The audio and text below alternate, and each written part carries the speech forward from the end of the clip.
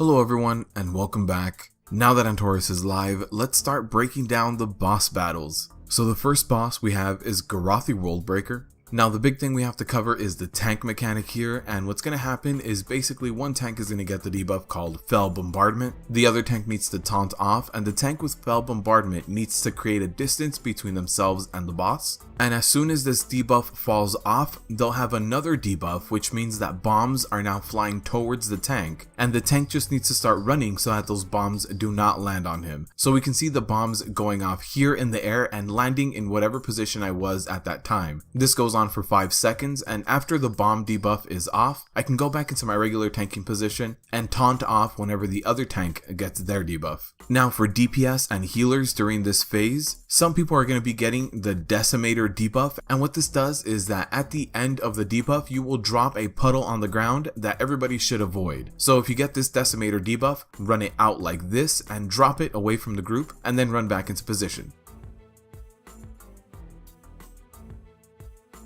The only other mechanic during this phase is Annihilation, which looks very similar to Killjaden's Armageddon soaks. The only thing is, these can be soaked by more than one person. So whenever you see these Annihilations go out, go ahead and stand in them. If you're doing heroic mode, you want 2 people at least per Annihilation. In normal mode, you can get away with 1 person. Now during the intermission, what you should be doing is destroying the leftmost gun as opposed to the rightmost gun, and you do have a timer for destroying these guns that are on the boss. Now if you destroy the left gun, which you should be doing, the only thing you have to worry about from here on in the fight is the Decimator debuff. So if you get that debuff, run it out from the group and run back in. There is no more soaking. If you destroy the right gun, then you no longer get a debuff and you get more soaks. So you are going to have to run around the platform a little bit more and soak a lot more of these Annihilations. That's why it's better to destroy the left gun so that you only have to run out of the group and then run back into position. Now if you are doing heroic mode for this boss, during this phase there are going to be giant lines of damage on the ground. They're going to look something kind of like this, so if you are doing heroic mode, just don't stand in any of these lines, avoid them while DPSing the guns. Now after destroying one of these weapons, he is going to be casting Eradication, which means he's going to be doing a ton of damage raid wide, but it does damage according to how close or far you are from him. So what you want to do is run over to the beginning of the platform right around here, wait for the cast to go off, and then go back into position. You should keep one tank a little bit closer and they can take that hit, and they just want to get into position before any melee does, just so that they take the first melee hit as opposed to one of your DPSers. Now after this Eradication, you are going to go back into regular rotation with either soaking or dropping the puddles depending on what gun you took down, and the tank swapping and dropping off of bombs in the back of the platform. Once you get through this phase and bring the boss down, you are going to take down the other gun, so go ahead and just take that down. Remember, if you are on heroic, go ahead and dodge all the stuff on the ground, take down the second gun,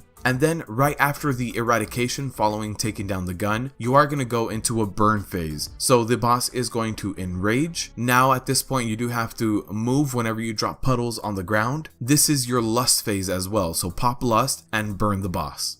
That does it for this boss strategy. Thank you all for watching, and as always, good luck out there.